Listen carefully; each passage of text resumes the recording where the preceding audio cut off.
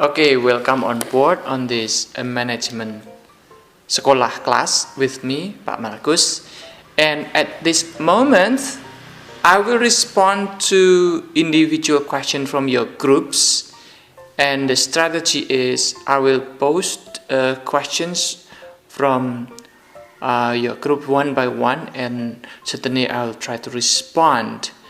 And that's the strategy, and hopefully this video will help you out with the development of your understanding of the content.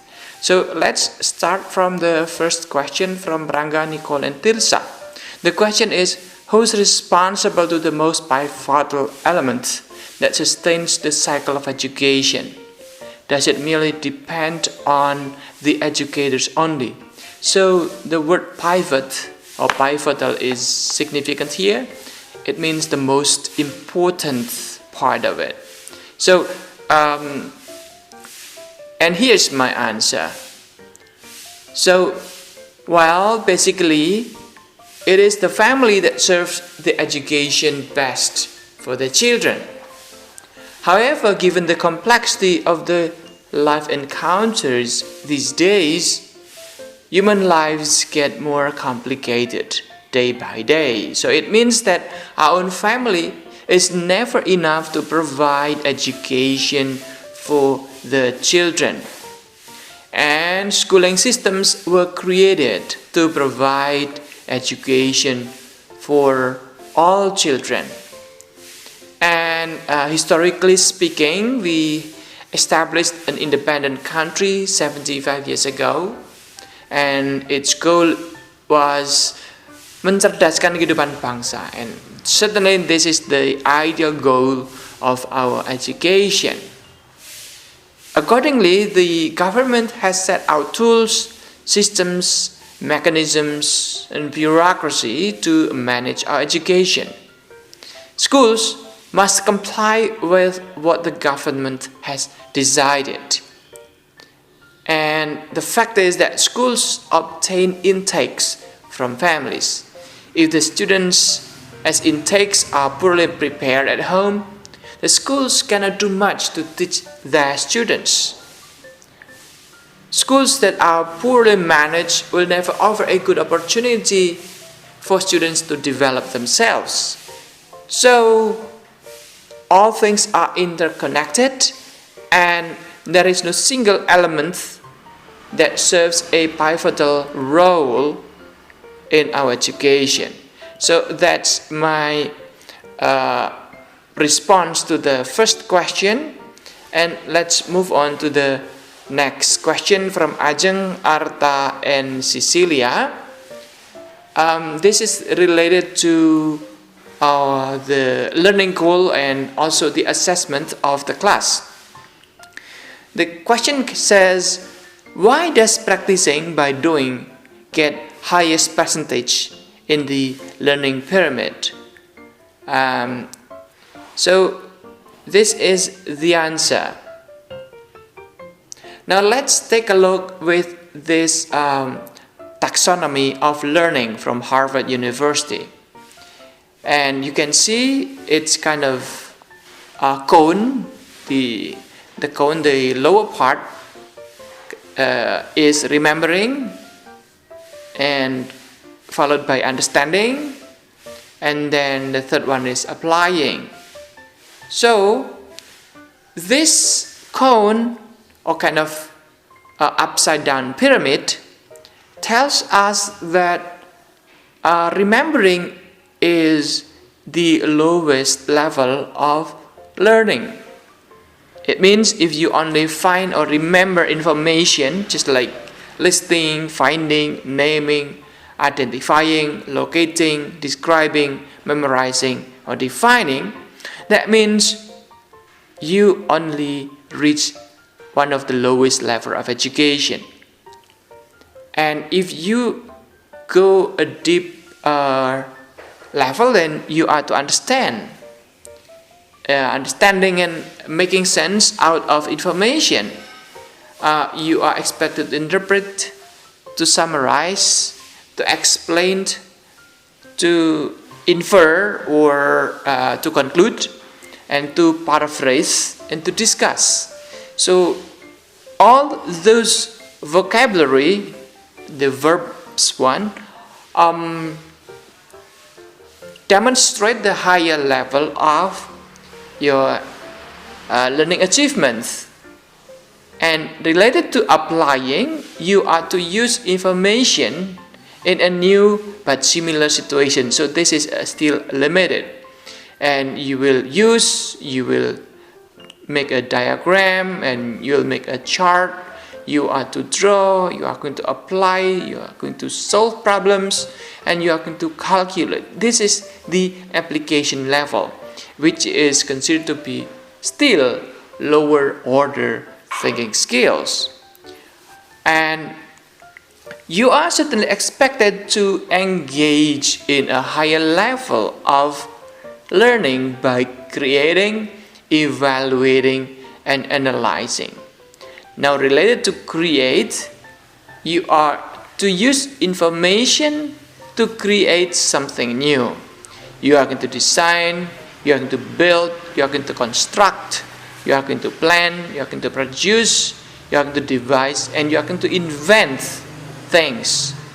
And in addition to creating, you are expected to be engaging in evaluation, in which you are critically examined information and make judgments. The related vocabulary for this are to judge, to test, to critique, to defend, and to criticize. And the last but not least, of course, you are expected to engage in this analytical skills. This is a higher order thinking skills as well. You have to take info apart. You are going to explore relationship. The related vocabulary for this is to categorize, to examine, to compare and contrast, and to organize.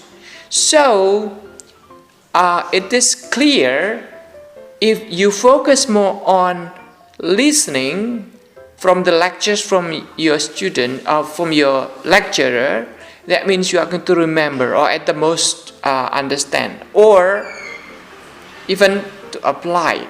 But at this 21st century learning context, you are expected to engage in creating, evaluating, and analyzing.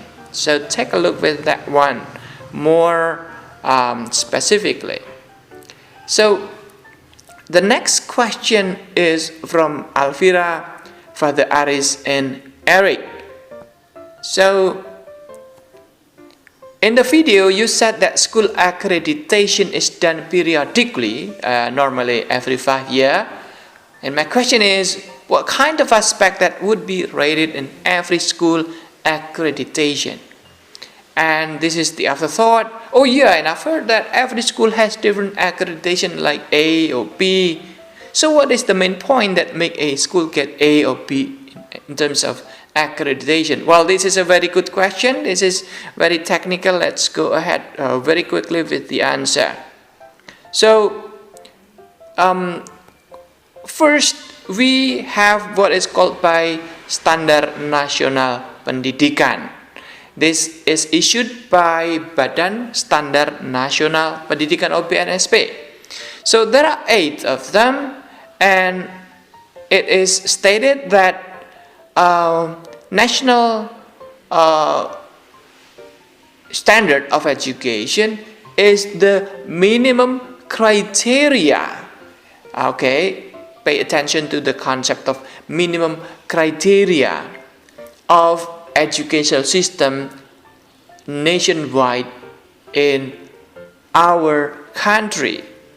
And our national standard of education consists of first, graduate competence standards, content standard, process standard, education, and educational people. Here, infrastructure, management, and financial or finance standard, and then the latest is evaluation standard. So the criteria to determine the accreditation refer to these 8 standards. Okay, I hope it's providing a better understanding about what will be the basis of accreditation. And then the next question is, what will the status earn from the process of accreditation? And it is the result, pemeringkatan hasil akreditasi. Okay, the peringkat or ranking system here, there are 3 levels: excellence, good, and good enough. Excellence refers to point 91 and above. Okay, it's considered to be unggul excellence, and good enough is between 81 to 91, and C, or considered to be good enough, means 71 up to 81. So the detail of the mechanism and also the instruments can be investigated later. And so we are going to have another question coming in, and this is from Tara, Karel, and Angelica. So what does the question say?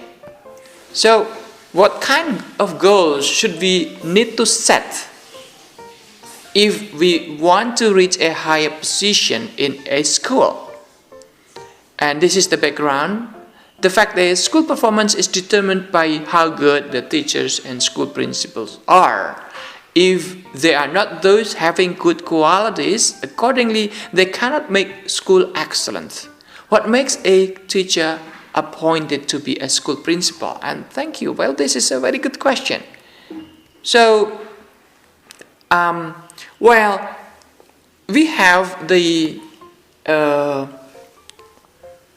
Peraturan Menteri or regulation, from the Minister of Education, regulation on the assignment of teacher to be a school principal. This is based on the decree of Minister of Education number 6 2008, and this is the content. So it is stated that kepala sekolah adalah guru yang diberi tugas untuk memimpin dan mengelola satuan pendidikan. So you pay attention to the detail here. A school principal is a teacher who received certain assignment to lead and manage schools. So there is no specific school for a headmaster or school principal, because school principals are basically teachers who receive specific assignments to lead and manage schools. That's the first understanding that you need to pay attention. And then guru, teacher, is a professional educator whose major task are to educate, to teach, to guide, to direct, to train, and assess, and evaluate students, right? So this is the definition of teacher. And in the ministerial decree, you can see that the competence consists of knowledge, attitude, and skills embedded within the dimensions of kompetensi kepribadian, personality, managerial competence, entrepreneurship, supervision, and social. So these are the competencies required from a school principal. So it's not easy to be a school principal. And these are the requirements to be a school principal. Sometimes or next time, one of you probably will become a school principal, so it's very good for you to read this. I will not read all of them because it's going to be too long. It's 15 minutes already. But basically there are 10 points like the academic qualifications and educator certificate and the so on and so forth. So these are all required elements. So we'll see whether well, this is the end of our video, and I hope that you will have learned something from this. So thank you.